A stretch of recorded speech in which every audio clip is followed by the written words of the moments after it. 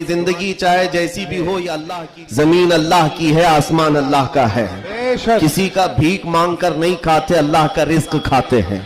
اور جب تک زندگی میں تمہارے جان باقی ہے سانسیں باقی ہے اخلاقی فریضہ نہیں تمہاری جان کا یہ فریضہ ہے جب رب ذوالجلال کی ذات پر یا رسول کائنات کی ذات پر یا دین اسلام پر کوئی بھی کتا بھونکے اس کا جواب دینا ہر مسلمان پر فرض ہے حق ہے حق ہے حق ہے حق ہے مصلحت حکمت الگ مسئلے آپ کو میں بتاؤں آج ہماری جو ان حالات ہیں مجھے یہ گفتگو کرنا بہت ضروری ہے اس کے بعد کیا ہوگا مجھے اس بات کا کوئی ڈر نہیں کوئی خوف نہیں اس لیے کہ میں وہ امانت تم تک منتقل کر کے جانا چاہتا ہوں جو حضور پاک کی امانت ہے بے شک اگر اس دور میں علماء کی زبانیں گنگ رہ گئیں خاموش رہ گئیں ان کو حدیث پاک میں گونگا شیطان کہا گیا ہے جو عالم اس دور میں خاموش رہ جائے وہ گونگا شیطان ہے دین حق پر کوئی حملہ آور ہو کیا بات ہے سورہ میں نے جو تلاوت کی آپ کے سامنے خطبے کے بعد آپ نمازوں میں بھی پڑھتے ہوں گے نا قل یا ایھا الکافرون لا اعبد ما تعبدون یہ رسول پاک صلی اللہ علیہ وسلم پر کب نازل ہوئی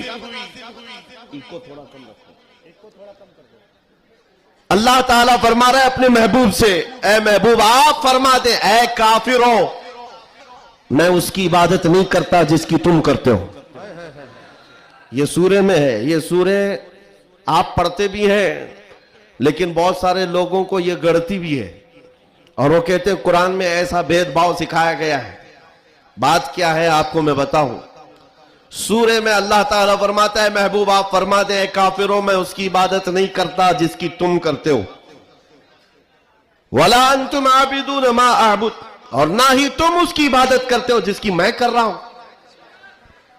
جب ہے ہی نہیں ہے یہ چیز یہ سورہ کب نازل ہوئی مشرکین مکہ نے آ کر ایک بار حضور سے عرض کیا کہ دیکھیں مسئلہ آپ کا بڑھتا چلا جا رہا ہے ایمان والے بڑھتے جا رہے ہیں روز بروز اسلام میں داخل ہوتے جا رہے ہیں لوگ ایک کام کرتے ہیں آپ جو ہے باطل خدا جن کی ہم پوجا کرتے ہیں عبادت کرتے ہیں ان کو برا بھلا مت کہیں نبی پاک صلی اللہ تعالیٰ علیہ وسلم نے فرمایا میں شرک کو شرک کہتا رہوں گا کیا بات ہے ماشاءاللہ حق آپ ایک بات میں آپ کو بتا دوں کوئی چیز بھی بری ہو تو اس کو برا کہا جائے گا اخلاق سے گری ہوئی چیز ہے تو اس کو برا ہی کہا جائے گا دوسرا انہوں نے آپشن رکھا کہ ٹھیک ہے آپ یہ کہتے ہیں ایسے ہیں ویسے ہیں ٹھیک ہے ایک کام کرتے ایک سال آپ ہمارے خداؤں کی عبادت کریں ایک سال ہم آپ کی خداؤں کی عبادت کریں نبی پاک صلی اللہ تعالیٰ علیہ وسلم نے فرمایا میں شرک سے اللہ کی پناہ مانگتا ہوں میں اس کی عبادت نہیں کرتا جس کی تم کر رہے ہو بے شک بے شک تیسرا آپشن دیا گیا کہ ٹھیک ہے خالی آپ ہاتھ رکھ دیں ہمارے خداؤں کے پاس اور اس کے بعد پھر ہم اور آپ مل کر کے چلتے رہیں گے اور ہم آپ کے ساتھ دین میں داخل ہوں گے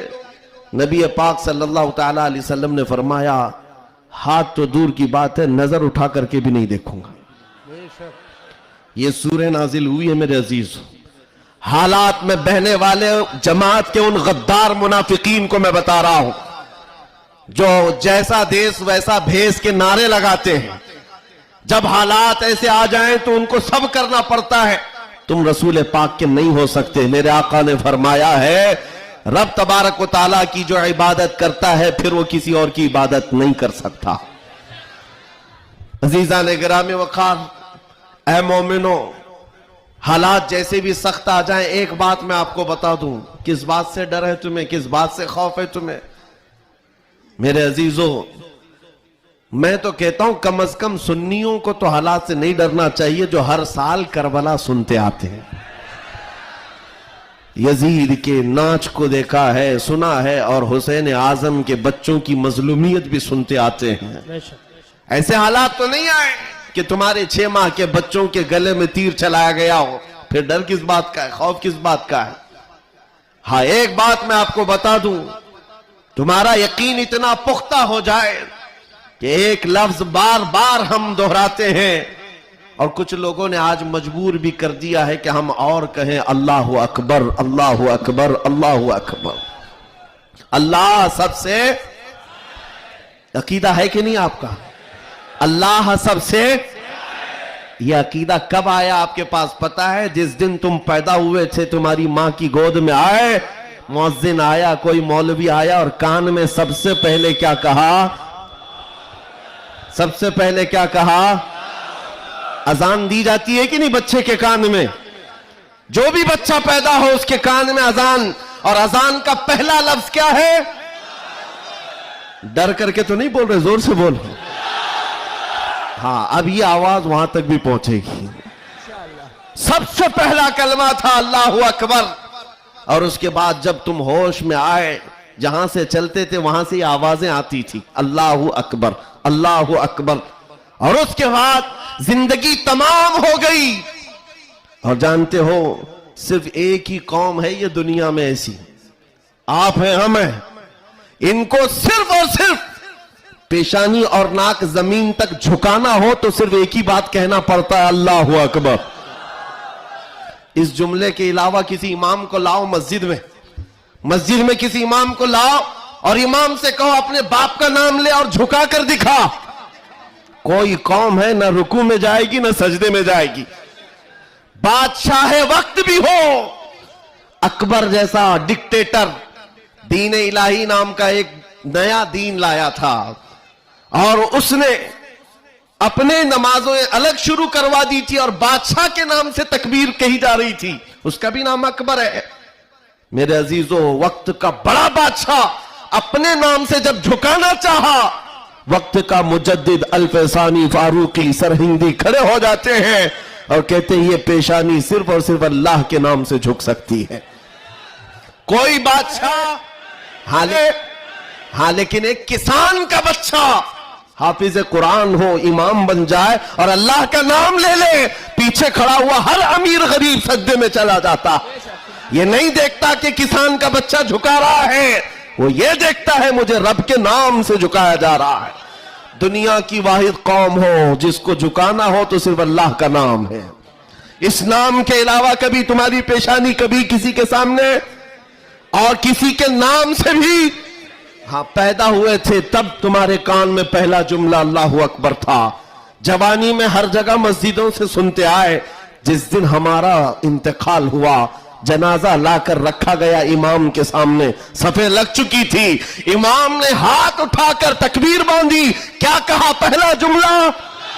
اللہ اکبر۔ ہم پیدا ہوئے تھے اللہ اکبر کہتے ہوئے، دنیا سے جا رہے ہیں اللہ اکبر کہتے ہوئے۔ یہ عقیدہ ہے مسلمان کا، پیدائش سے لے کر موت تک اگر کسی کو بڑا مانتا ہے تو صرف اللہ اکبر کہتا۔ اس کے علاوہ تاج اور تخت کی پوجا ہمارے یہاں نہیں ہوتی، 5 سال 10 سال حکومت کرنے والے کوئی دیوتا نہیں بنتا، نہ ہی ہمارے ہاں نبی کی عبادت ہوتی ہے،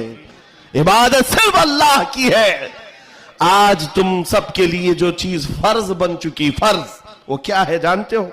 وہ فریضہ میں ادا کرنا چاہتا ہوں۔ آج جنگ کا میدان بنا دیا ہے سوشل میڈیا کو، اور لوگ ہم سے یہ کہتے ہیں آپ خاموش رہیں تو ادھر سے کچھ نہیں ہوگا۔ میاں ہمارا دین ایسا ہے